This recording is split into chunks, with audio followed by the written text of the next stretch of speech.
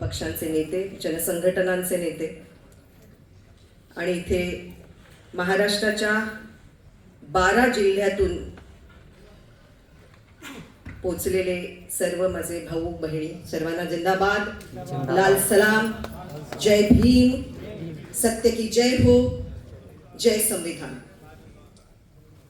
ही सगळे अभिवादनं आणि आपल्या सगळ्या घोषणा आपण यापूर्वीही एकत्र करत आलेलो आहोत। यापुढे त्या अधिक जोमाने, एकत्रितपणे, दमदारपणे त्याचा आवाज उठण्याची आवश्यकता आहे। आपल्या आजच्या कार्यक्रमाचे आयोजक महाविकास आघाडीमधले सर्व घटक पक्ष आणि हे सर्व डावे पक्ष, प्रागतिक संघटना, कामगार संघटना, जनसंघटना, भारत जोडो अभियान, कामगार संघटनाच्या संयुक्त कृती समितीमधील अनेक संघटना इथे आहेत, संयुक्त किसान मोर्चामध्ये सहभागी असणाऱ्या अनेक संघटना आहेत आणि हे सगळे मिळून आपण महाराष्ट्रात यापूर्वी देखील या जनसुरक्षा विधेयकाच्या विरोधात जोरदार आवाज उठवलेला आहे। पण तो उठवलेला असतानाही पाशवी बहुमताच्या जोरावर विधिमंडळामध्ये विशेष जनसुरक्षा विधेयक दोन्ही सभागृहांमध्ये मंजूर करण्यात आलेलं आहे। अनेकांच्या मनात प्रश्न हा येतो, आता विधेयक तर मंजूर झालं, मग आता काय? तर ते विधेयक मंजूर होणार हे आपल्याला माहीतच होतं, कारण बहुमत आहे सत्ताधारी पक्षाचं। पण तो मंजूर करू नये असं आपलं आवाहन होतं, त्यासाठी आपण सगळे प्रयत्न केले। पण आता जनचळवळीच्या मैदानात आणि सर्वसामान्य नागरिकांच्या समोर हा प्रश्न घेऊन जाण्याची आवश्यकता आहे, कारण या देशात संविधान जे अर्पण केलेलं आहे ते संविधान अर्पण केलं आहे आम्ही लोक, तुमच्या माझ्यासारखे सर्वसामान्य लोक, ज्यांच्या खांद्यावर संविधान रक्षणाची जबाबदारी आहे।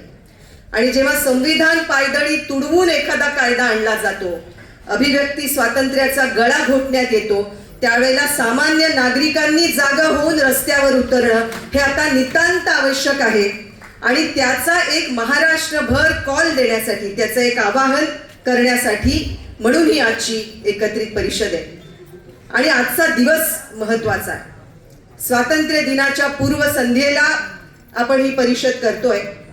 आपलं हिरावून घेण्यात येणारं स्वातंत्र्य आम्ही हिरावू देणार नाही, आमच्या अभिव्यक्ती स्वातंत्र्याचा गळा घोटू देणार नाही, याचा निर्धार करण्यासाठी आज ही सर्व प्रगतिशील विचारांच्या पक्ष आणि संघटनांची एकत्रित परिषद। आणि इथून आपण महाराष्ट्रभर पुढच्या आंदोलनाचा एक सामूहिक कॉल आपण देणार। नक्षलवादाच्या आड सरकार लपतंय संविधानिक शक्तींचा बिमोड करण्यासाठी। नाव आणि बागुलबुवा उभा केला जातोय नक्षलवादाचा, अर्बन नक्षलचा, पण वार आहे जे संविधान टिकवू पाहत आहेत त्यांच्यावर। आणि मगाशी मीर देसाईंनी सांगितलं ते बरोबर आहे की जे कायदे पाळतात त्यांच्यावर तलवार टांगण्यासाठी आणलेला हा कायदा आहे। जे बेकायदेशीर वागतात त्यांच्यासाठी अनेक कायदे यापूर्वीही अस्तित्वात होते आणि त्याच्या आधारे त्यांना नक्षलवादाचा मुकाबला करता आला असता। पण हे उघड आहे आणि अनेक वक्त्यांनी इथे सांगितलं की ही जनसुरक्षा नव्हे, सत्तेच्याच सुरक्षेसाठी आणि विशेषतः भारतीय जनता पक्ष आणि महायुती स्वतःच्या सुरक्षेसाठी आणलेला तो कायदा आहे। कारण लोकसभा निवडणुकांमध्ये महाराष्ट्रभर सामाजिक संघटना, जनसंघटना, चळवळी आणि सामान्य कार्यकर्त्यांनी जे काम केलं आणि लोकसभेमध्ये जो दणका महायुतीला दिला त्याचा वचपा काढण्यासाठी, त्याचा सूड उगवण्यासाठी म्हणून आणलेला हा कायदा आहे। इशारा आहे सर्व सामाजिक कार्यकर्त्यांना, जाणत्या नागरिकांना, पत्रकारांना, वकिलांना, सोशल मीडियावर काम करणाऱ्यांना की खबरदार आमच्या विरुद्ध बोलाल तर, कायदा नसेल तर आम्ही कायदा आणू। पण हा आपल्या सर्वांना दिलेला इशारा आहे की तुम्ही अधिक बोलाल तर तुमची गत काय होईल हे समजून घ्या। पण इथे जे उपस्थित आहेत, तुषारजी मगाशी म्हणाले की जेलमध्ये जायला आणि लाठ्या खायला कोणी नसतात, पण मला जे इथे उपस्थित समोर दिसत आहेत त्याच्यापैकी अनेकांनी आयुष्यभर लाठ्या खाल्ल्या आहेत, रस्त्यावर आंदोलनं केलेली आहेत, जेलमध्ये गेलेले आहेत। त्यामुळे इथे जेलमध्ये जाण्यासाठी घाबरणारे असे कोणी या सभागृहात नाहीत। आणि जिथून आपण आपले प्रतिनिधित्व करतो त्या आपल्या रणमैदानात आपल्या भूमीवर सुद्धा असं घाबरणारे कोणी नाही ते निश्चित. या कायदा आणला नक्षलवादाच्या बिमोडासाठी. पण मजेची गोष्ट आहे बघा की या कायद्यात एकही शब्द कायद्याच्या तरतुदींमध्ये नक्षलवाद नाही, त्याची व्याख्या केलेली नाही. उद्देश तुमचा जर नक्षलवादाचा बिमोड करण्याचा आहे तर त्याची व्याख्या तरी या कायद्यात यायला हवी होती, पण ती तीही व्याख्या नाही. आम्ही सगळेजण इथे जमलेलो ते एक मत आमचं कायम आहे की आम्हाला कोणत्याही प्रकारची हिंसा मान्य नाही. ती नक्षलवाद्यांनी केलेली हिंसा असो, ती दंगलग्रस्त भागामध्ये झालेली हिंसा असो, ती उजव्या कडव्या कट्टर संघटनांनी केलेली हिंसा असो, त्या सर्व हिंसेचा आम्ही एकत्रितपणे विरोध करतो आणि त्या हिंसेच्या विरोधात आम्ही उभे होतो. पण आज हिंसेला संरक्षण देतंय कोण? बुलडोजर कोण चालवतंय? संतोष देशमुखचं काय झालं? सोमनाथ सूर्यवंशीचं काय झालं? नागपूरची दंगल कोणी घडवली? मालवण मधली दंगल कोणी घडवली? महादेव मुंडेचं काय होतं आहे? आत्ता परवा पुण्यामध्ये त्या 3 मुलींना पोलीस स्टेशन मध्ये ज्या प्रकारच्या पोलिसी वर्तनाचा सामना करावा लागला आणि FIR पण रजिस्टर होत नाही, सर्व नेते आणि संघटना उतरून सुद्धा, हे काय वातावरण आहे? हे गुन्हेगारांना पाठीशी घालणारं वातावरण, आवाज उठवणाऱ्यांना बुलडोज करण्याचं वातावरण कोण निर्माण करताय? ते जे निर्माण करतायत त्यांना हिंसेचा आधार घेऊन सत्तेवर राहायचंय. मग प्रश्न असा आहे मुख्यमंत्री महोदय की या राज्यामध्ये हिंसा कोण करताय आणि संविधान कोणाला मान्य नाही? हे पटलावर ठेवताना विधिमंडळाच्या सभागृहात माननीय मुख्यमंत्री आणि गृहमंत्री असं म्हणाले की हे जे नक्षलवादी आहेत त्यांना संविधान मान्य नाही आणि संविधानाच्या आड लपून ते ज्या प्रकारच्या कारवाया करतायत त्याचा बंदोबस्त करण्याची आवश्यकता. संविधान कोणाला मान्य नाही हे जगजाहीर आहे. तुमच्या मुखपत्रामध्ये 1949 मध्येच तुम्ही ते छापलेलं आहे की तुम्हाला संविधान मान्य नव्हतं नाही, आणि आजही तुमच्या सगळ्या कारवाया ह्या संविधान पायदळीत उडवणाऱ्या आहेत. पंतप्रधानांनी निवडून आल्यानंतर संविधान डोक्याला लावून शपथ जरी घेतली असली तरी प्रत्यक्षातलं वागणं आणि वर्तन हे कोणत्या दिशेतलं आहे हे आपण सगळेजण जाणतो. आणि त्यामुळे सरकारी यंत्रणांशी असहकार जे करतील ते या कायद्यामध्ये बेकायदेशीर ठरवले जातील असं म्हणतात. पण मग सरकारी यंत्रणाबद्दलचा अविश्वास कोण निर्माण करतंय? जेव्हा पोलीस आमचे गुन्हे दाखल करून घेत नाहीत तेव्हा पोलिसांवरचा विश्वास उडवणं याचं काम कोण करतंय? कोर्ट ज्या प्रकारचे निर्णय देत आहे त्याच्यावरून न्याय व्यवस्थेवरचा विश्वास उडला तर त्याच्यासाठी जबाबदार कोण आहे? त्यामुळे या यंत्रणांवरचा विश्वास उडवणं हे काम कोण करतंय हे लक्षात घ्या. आणि त्यामध्ये सत्ताधारी आणि सत्ताधाऱ्यांच्या बरोबर असणाऱ्या जोडलेल्या उजव्या कट्टर संघटना याचा त्यांचा त्याच्यामध्ये खूप मोठा वाटा. आणि सरकारच जेव्हा नियमबाह्य वागतं, चुकीचे निर्णय घेतं, चुकीचे कायदे करतं, तेव्हा त्या निर्णयांची चिकित्सा करणं, जाब विचारणं, त्याच्यावर टीका करणं हा बाबासाहेब आंबेडकरांच्या संविधानाने आम्हाला दिलेला महत्वाचा अधिकार आहे. तो अधिकार आम्ही बजावणारच हे निर्धाराने सांगायला आजची परिषद. मगाशी सगळ्यांनी सांगितलं नक्षलवादाला आळा घालायला कोणते कोणते कायदे. आता तर दोन्ही गृहमंत्री म्हणतात की आम्ही नक्षलवाद संपवत आणला. फक्त 2 तालुक्यापुरता महाराष्ट्रात नक्षलवाद. मग तुम्हाला हा कायदा कशासाठी हवाय? जर 2 तालुक्यातच हवा आहे तर मग नक्षलवादी वाढतायत आणि त्यांचा मुकाबला केला पाहिजे हे कशासाठी तुम्ही बोलताय? पण नक्षलवाद म्हणता म्हणता त्यांनी संशयाच्या घेऱ्यात कुणाकुणाला आणलं हे लक्षात घ्या. सभागृहातच मांडताना मुख्यमंत्र्यांनी उल्लेख केला भारत जोडो अभियानचा. भारत जोडो अभियानची मी राष्ट्रीय संयोजक आहे, जबाबदारीने बोलतेय. भारत जोडो अभियान याचा कोणत्याही राजकीय पक्षाशी संबंध नाही. भारत जोडो यात्रेमध्ये सहभागी झालेले लोक होते, पण अभियान याचा आणि काँग्रेस पक्षाचा संबंध नाही. हर्षवर्धन सपकाळ साहेब आता इथे आलेले आहेत, त्यांचंही स्वागत.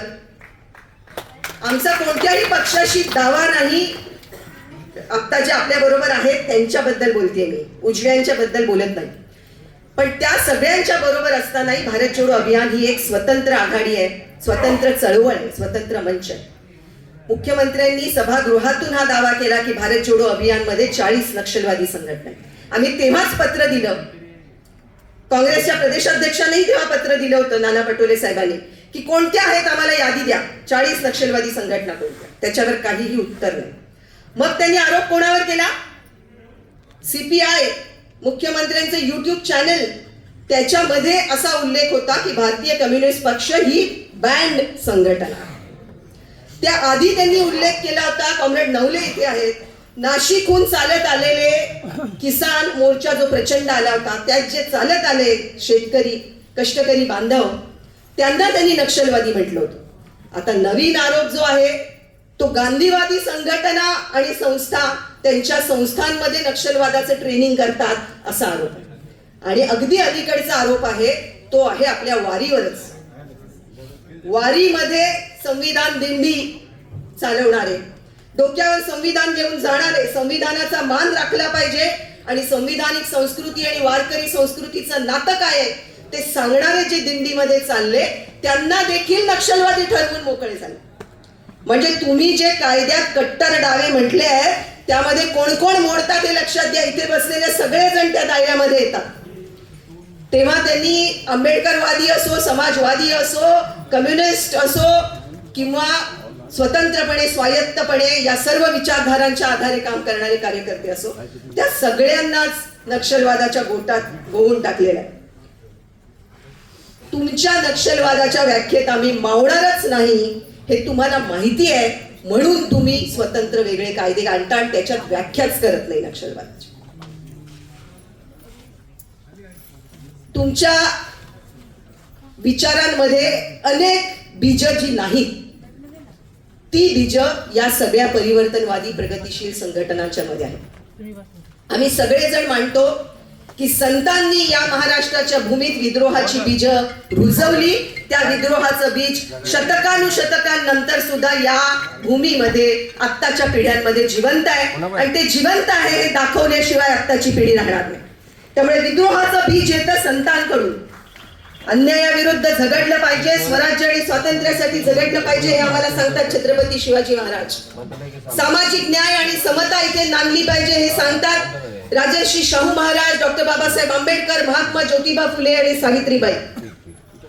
आणि या सगळ्यांच्या विचारांमध्ये जर सरकारने चुकीचे निर्णय घेतले तर सरकारशी पण असहकार पुकारला पाहिजे आणि सविनय कायदेभंग केला पाहिजे असं आम्हाला शिकवणारे महात्मा गांधी या सगळ्या दीपस्तंभांच्या उजेडात चालणारी आम्ही सगळी मंडळी आहोत.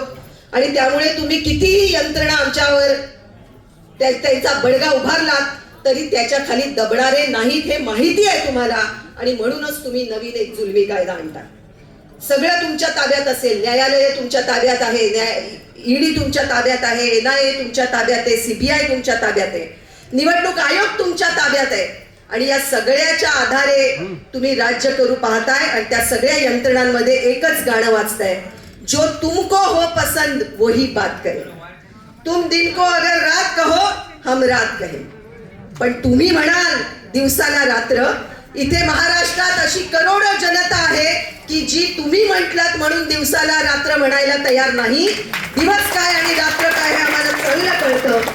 आणि हा आहे लोकशाहीचा 5वा आधारस्तंभ. तो तुमच्या दबावात येत नाही. बाकी 40 स्तंभ तुम्ही तुमच्या कंट्रोलमध्ये आणलेत, पण 5वा आधारस्तंभ लोकशाही मधला आहे तो तुमच्या दबावात येत नाही. म्हणून तुम्ही हा कायदा आणला आहे. हा उघड आहे. तुम्हाला धास्ती आहे की तुमच्या विरुद्ध असंतोष उभा राहील. तुम्हाला धास्ती आहे की लोकांचा असंतोष तुम्हाला सत्तेवरून खाली खेचू शकतो. आणि म्हणून तुम्ही इतका प्रचंड कठीण 2 ते 7 वर्ष तुरुंगवास आणि लाखो रुपयाचा दंड ठोठावणारा असा हा कायदा आणलाय. तुम्ही घाबरलाय निडर जनतेला, सामाजिक आणि राजकीय कार्यकर्त्यांच्या सवालांना, जनसंघटना आणि कामगार संघटनांनी केलेल्या जागृतीला. आणि या सगळ्या परिस्थितीत तुम्हाला कुठल्याही परीने आपली सत्ता राखायची आहे. आणि म्हणून तुम्ही कायद्यात एकच शब्दप्रयोग वापरलात, कडव्या डाव्या संघटना. आमचा सवाल आहे की उजव्या कट्टर संघटना ज्या आहेत त्यांचं काय करायचं? कॉम्रेड पानसरे यांना कोणी मारलं? कॉम्रेड दाभोळकरांचा खून कोणी केला? गौरी लंकेश आणि कलबुर्गी यांचा खून कोणी केला? आणि या अनेक प्रकारच्या हिंसा ज्या मी मगाशी सांगितल्या त्या प्रकारच्या हिंसा जे करतायत त्यामध्ये उजव्या कट्टर संघटनांचा सहभाग आहे की नाही? आता मालेगावचं काय झालं आपण बघितलं. न्यायालयाने निर्णय दिलेला असला तरी लोकांच्या मनात शंका कायम आहे. आणि उजव्या संघटनांना वेगळा न्याय आणि डाव्या संघटनांना वेगळा न्याय हे चालणार नाही हे ठणकावून सांगायला पण आपण इथे आहोत. हा कायदा जेव्हा पाठवला गेला संयुक्त चिकित्सा समितीकडे तेव्हा महाराष्ट्रातून 13,000 हरकती नोंदवण्यात आल्या. त्यातल्या 9,500 हरकती ह्या कायदाच नको असं सांगणाऱ्या होत्या.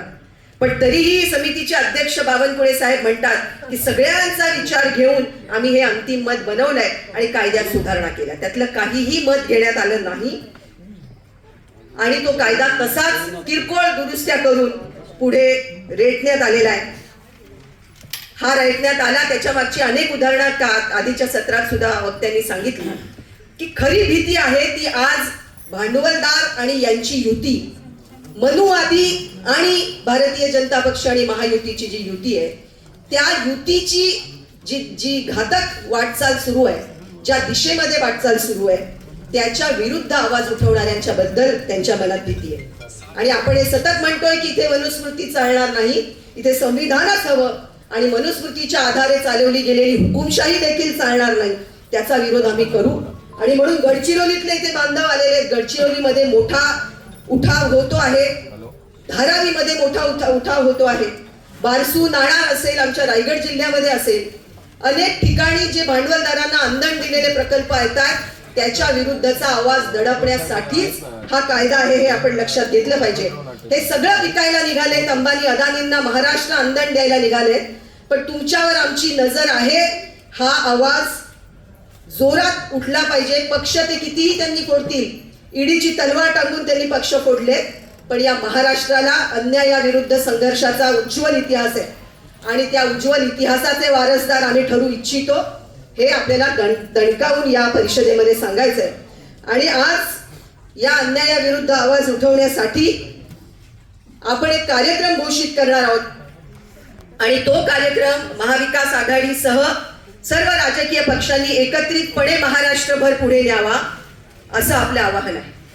कायदा जरी मंजूर झालेला असला, आपण माननीय राज्यपालांना सर्वांनी, महाविकास आघाडीच्या घटक पक्षातल्या सर्व नेत्यांनी आणि जनचळवळीतल्या सर्व कार्यकर्त्यांनी भेटून राज्यपालांना हे आवाहन केलंय की अशा जुलमी कायद्यावर त्यांनी सही करू नये. ते काय करतील याची वाट बघू, पण आता 1 महिना गेलेला आहे, त्यांनी सही केली नाही, अजून का केली नाही हे मिहिर देसाई जसं म्हणाले तसं आपल्याला माहित नाही, पण तरी आपलं आवाहन त्यांना आहे की त्यांनी सही करू नये. पण तो कायदा आला तरीही शेवटी आम्ही लोक म्हणून आपण ही जबाबदारी निभवायची आहे आणि महाराष्ट्रभर याचं आंदोलन पेटवायचं आहे. मुख्यमंत्र्यांना या निर्धार परिषदेतून आणि आपल्या आंदोलनातून हे आवाहन आहे की मुख्यमंत्री महोदय, तुम्ही न्याय बुद्धीने नाही सूड बुद्धीने निर्णय घेताय. निंदकाचे घर असावे शेजारी ही आपल्याकडे पूर्वापार चालत आलेली म्हण आहे, पण तुम्हाला निंदक नकोत, लोकशाहीचा आत्मा जो आहे ते विरोधक देखील तुम्हाला नकोत, म्हणून तुम्ही त्यांना संपवू पाहताय. पण हे लक्षात ठेवा, इतिहास नोंद घेतल्याशिवाय राहत नाही. महाराष्ट्राच्या उज्ज्वल इतिहासामध्ये मुख्यमंत्री फडणवीस यांच्या काळातली तुमची राजवट लोकशाहीला काळीमा फासणारी होती, सत्तेचा विकृत दुरुपयोग करणारी होती, संविधानाची हत्या करणारी होती, निडर नागरिकांना घाबरणारी होती. असं इतिहासात लिहिलं जायला नको असेल तर हा जनसुरक्षा कायदा ताबडतोब मागे घ्या असं आवाहन ही निर्धार परिषद आज करते. आणि विधानसभेमध्ये फारसा विरोध व्यक्त झाला नाही याचा आम्हाला खेद वाटतो. आमदार निकोले सोडता कोणीही विधानसभेत विरोध केला नाही, पण त्यानंतर विधान परिषदेमध्ये तो विरोध आवाहन केल्यानंतर व्यवस्थित आखणी करून व्यक्त झाला. त्या दिवशी माननीय उद्धव ठाकरे स्वतः उपस्थित राहिले आणि तिथे सगळं पुढची पावलं काय राहतील हे ठरलं आणि त्यानुसार विधान परिषदेमध्ये दणदणीत विरोध व्यक्त झाला. ही एक दुरुस्ती जी झाली ती त्याचं आम्ही स्वागत करतो. आणि त्यानंतरही सपकाळ साहेब इथे आहेत, काँग्रेसने राज्यभर आंदोलनाची हाक दिली आणि त्यानुसार प्रत्येक जिल्ह्यात या विधेयकाची होळी करण्यात आली, त्याचं पण आम्ही स्वागत करतो. आणि इथून पुढची वाटचाल नीट नियोजन करून एकत्रितपणे करण्याची आवश्यकता आहे. हा त्या सगळ्यामधून आपण धडा घ्यावा आणि पुढे निघावं असं आम्ही सगळेजण मानतो. आणि म्हणून त्यासाठी आजची ही एकत्रित परिषद आहे. आपल्या सर्वांना जोडणारा धागा आहे तो आहे संविधान. आणि ते टिकावं म्हणून आपण सगळे कामाला लागलेलो आहोत. त्यामुळे हुकुमशाही विरुद्ध लढण्याचा निर्धार आपल्याला करायचाच आहे. पण आजचा कार्यक्रम मी घोषित करणार आहे, त्यावर यानंतरच्या सर्व माननीय वक्त्यांनी त्या प्रतिसाद द्यावा अशी आमची अपेक्षा आहे. आम्ही एक निर्णय घेतला आहे की 10 सप्टेंबरला महाराष्ट्रभर आपापल्या ठिकाणी तालुका, जिल्हा, ग्रामपंचायत स्तरावर देखील या कायद्याचा निषेध करणारे मोठे कार्यक्रम आपापल्या ठिकाणी आपण करावेत. विशेषतः छत्रपती शिवाजी महाराज आणि डॉक्टर बाबासाहेब आंबेडकरांचा पुतळा जिथे असेल तिथे जाऊन आपण हा विरोध व्यक्त करावा एकत्रितपणे. 10 सप्टेंबर ही तारीख महाराष्ट्रभर आपण जाहीर करतोय. यावर सगळ्यांनी आपापली मतं मांडावी. माननीय उद्धवजी ठाकरे इथे आलेले आहेत, आपण टाळ्यांच्या गजरात त्यांचं स्वागत करूया.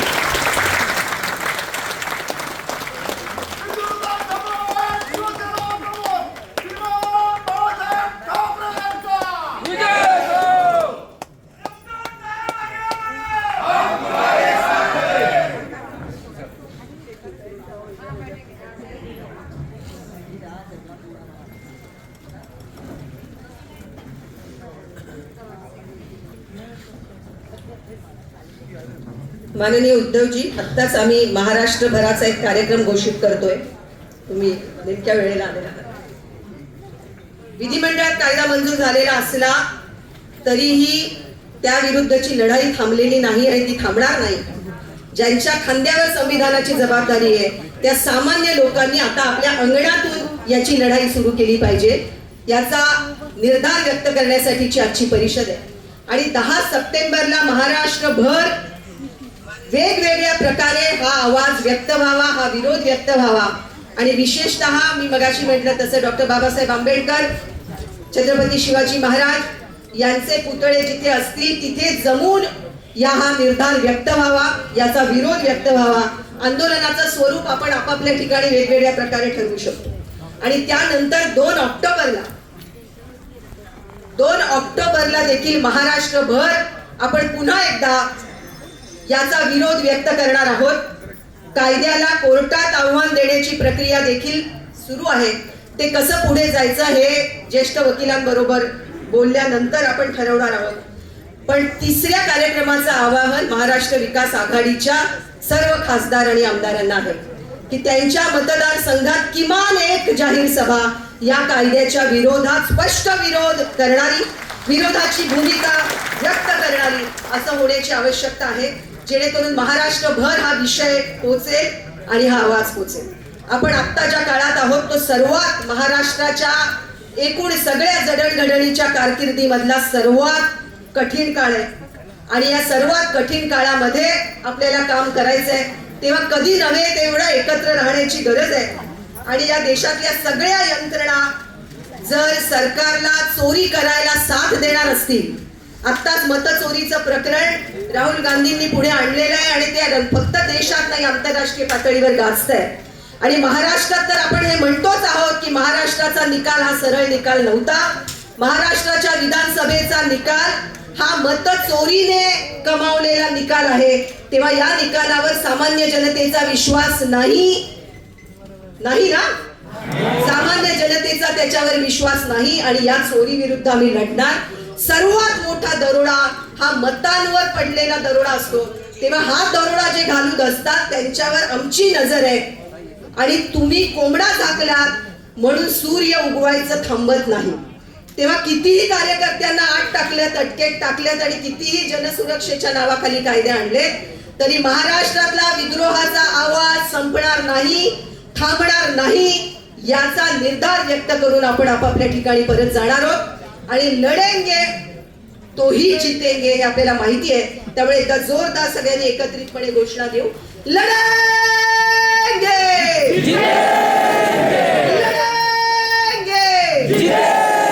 आणि या सगळ्या लढाईत महाविकास आघाडीसह सर्व राजकीय पक्ष आणि सर्व राजकीय आणि सामाजिक जनसंघटना आपल्या बरोबर असतील याची आपल्याला खात्री आहे. आणि त्या खात्रीसह आपण पुढची वाटचाल करणार आहोत. धन्यवाद. धन्यवाद मुलकाताई.